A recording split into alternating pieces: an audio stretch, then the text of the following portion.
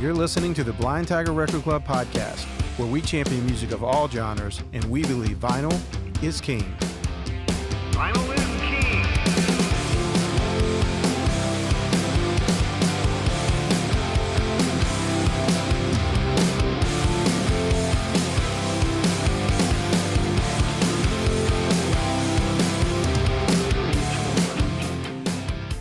king. Welcome back to the Blind Tiger Record Club on air. We're very excited to be back with all of you tonight listening on Lightning 100, or if you're listening to the recast on your favorite podcast platform.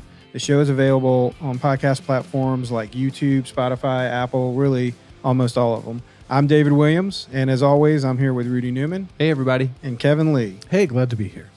We have a really good show tonight. I'm always excited to talk about the albums in our program, but tonight it feels especially packed with good stuff. Yeah, it's a good one. I like when we've got all four, records are like, we're all excited about each one. Yeah. Well, tonight we're discussing all four styles represented in the Blind Tiger Record Club's August Records of the Month program. Our singer-songwriter album is from the artist who is making her second appearance in the club. We got a lot of that tonight, too. We got a lot of repeaters tonight. But it's Jade Bird, and her new album is called Different Kinds of Light. The rock and alternative record is the first album in almost a decade from the amazing Jakob Dylan and crew. It's the Wallflowers' new album, Exit Wounds. Our Jazz, Soul, and Blues album this month is one of our favorite modern-day retro soul artists. Duran Jones and The Indication returned for their third time to the Blind Tiger Record Club Record of the Month program. That's the most we've ever picked an artist for the club, and there's a reason for that you will hear some of tonight as we discuss the new album, Private Space. Mostly because they're amazing. Yeah. The last style we will discuss is classics, and this month we discussed The Best Of by the Psychedelic Furs. Well, look, if you enjoy listening to the albums we discuss tonight and appreciate this show, the best way you can support us is by becoming a member or shopping at the B.T.R.C. record store. At Blind Tiger Record Club, we curate four styles, the ones that I just mentioned, for our members each month. A club membership is the best way to secure these titles each month, and many of them are honestly hard to find after release. If you haven't made the format leap to vinyl, we can help you with that. We have turntables for every level of collector, from entry to serious collector. Just go to blindtigerrecordclub.com, and you can see our membership details. With easy-to-read instructions and descriptions, you can actually start your membership with one of the albums that we are discussing tonight.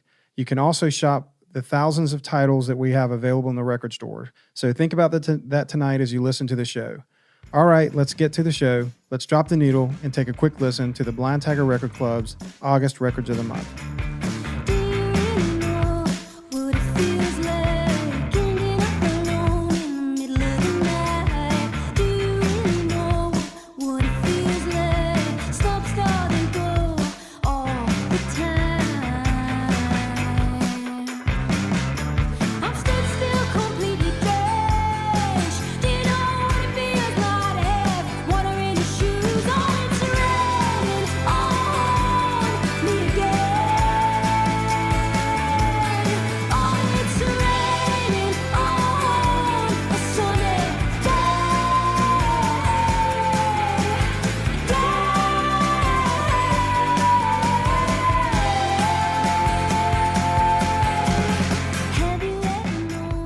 On August 13th, Jade Bird will release Different Kinds of Light on Glassnote Records. This is the follow-up to her 2019 self-titled debut. We had that album in our Record of the Month program, and it was an incredible debut release. That album peaked at number 10 on the UK's OCC album chart. It was also number 2 on their indie chart and number 1 on the UK Americana chart. Here in the US, she peaked at number 14 on folk, and it did go number 1 on the Billboard Heatseekers chart. The debut album also produced Bird's first AAA single. The song Lottery went number 1 on AAA. It also charted on Adult Top 40 at 34, so it just broke the top 40. Her second single was a song called Uh-Huh, and it went number 3 on AAA, and this time it crossed over to Alternative, coming in at number 38. Her last radio single on that album was a song called I Get No Joy, and that went number 12 on AAA. So, AAA format, just in general, as a radio format, has really embraced her right out the gate. Absolutely. She was nominated for Emerging Act of the Year at the 2019 Americana Music Honors and Awards. She won International Breakthrough at the Association of Independent Music Awards. Yeah, I was surprised to see her not win Emerging Artist, honestly. Yeah, really. I thought she was definitely, Yeah. in the running Yep. when we looked at the nominations that year. In the UK, she was nominated for both Best New Act in the World. They're a little kind of uppity, I think. But in the UK, she was nominated for Best New Act in the World In the whole world. Best New British Act at the NME Awards. And that was early 2020. So This was all around the time that she was like 18 or 19 too. she's 23 now. 23 so she was, now. That was 2020, yeah. 2021.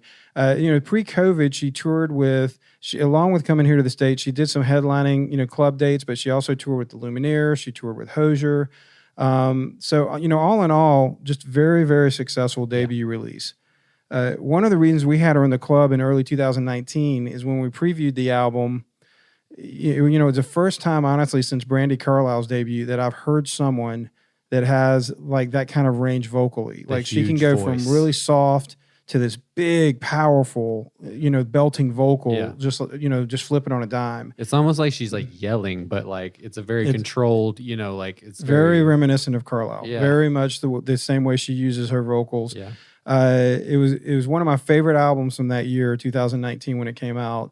The songwriting is really solid too. I remember thinking that at the time that her career trajectory it was probably going to end up looking like Carlile. Yeah. If she ended up connecting in the U.S., and she really has.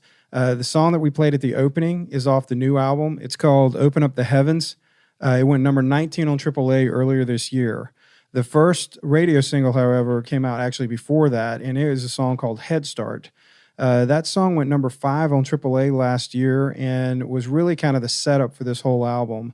So this is the first hit off the new album. This is Head Start. They say I act around you different than I usually do. They say that I've even given special treatment. I deny you, but I can. What you don't seem to understand is I won't just take your hand. I've left signs, but you take no notice. Why is it so hard? Why is it so hard? Why is it so hard? I've given you a head start. I know it goes on easy, but come on. What do you need to see? I'm giving you a head start. I've more pride than many. This is kind of rare for me. Everyone knows that it's true. You're the only one in the room, but you don't see me, do you? Must be blind. I'm not too. That's alright. I'll keep on putting myself on the line. Why is it so hard? Why is it so hard? Why is it so hard? I'm giving you a head start. I know it goes on easy, but come on. What do you need to see? I'm giving you a head start. Is there a way to I really like her vocal approach, Dave, as you were talking about earlier, how she has the softer, lighter, more feathery part Right. to it. And then when she really gets down and punches, she's got that really nice little hole in her voice, gravel pocket type of thing, right? Yes.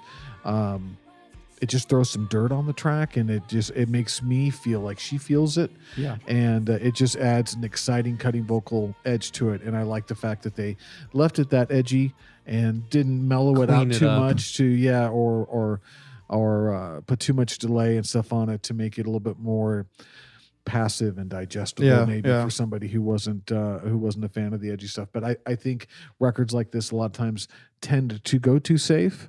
Yeah. And, Well, especially, I mean, she has been, kind of doing a lot of her development more on the Americana side of things. But Yeah. she does fall in that range where she could be AAA format to alternative. She really could. right.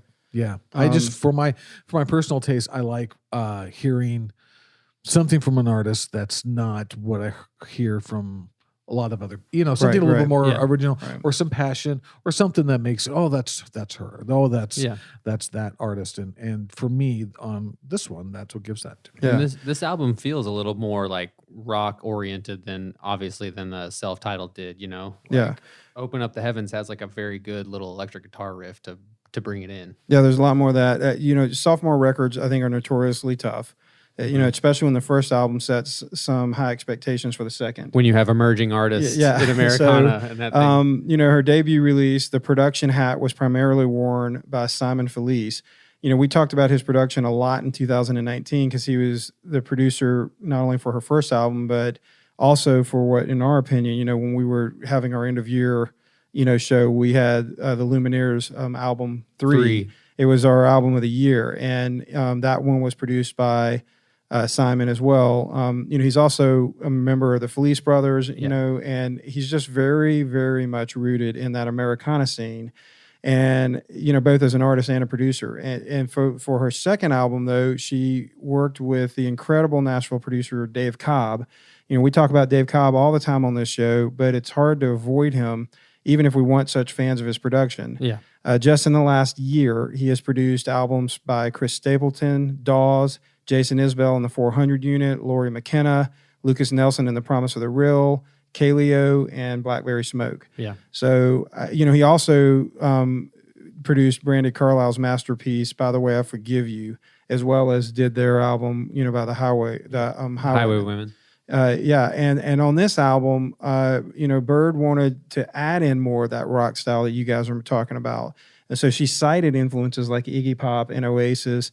And I literally can't imagine a better pairing than her and Dave Cobb because, Dave, as well as he might be rooted in this Americana, circles and stuff here in Nashville and some of the country and alt country. I mean, he also does rock. I mean, he's done a bunch of Rival Sons. Yeah. He's just really good. He also, it's not out for a while, but he just did the new Slash record. So you can see that's, kind of one extreme to the other. Yeah. And I think, Rudy, to your point, on the Open Up the Heavens, really compared to her other stuff, musically, it's like that guitar, Right. that real kind of Vox amp jangle thing, and much more edgy. And stuff, much more of a rock record. Yeah. Yeah.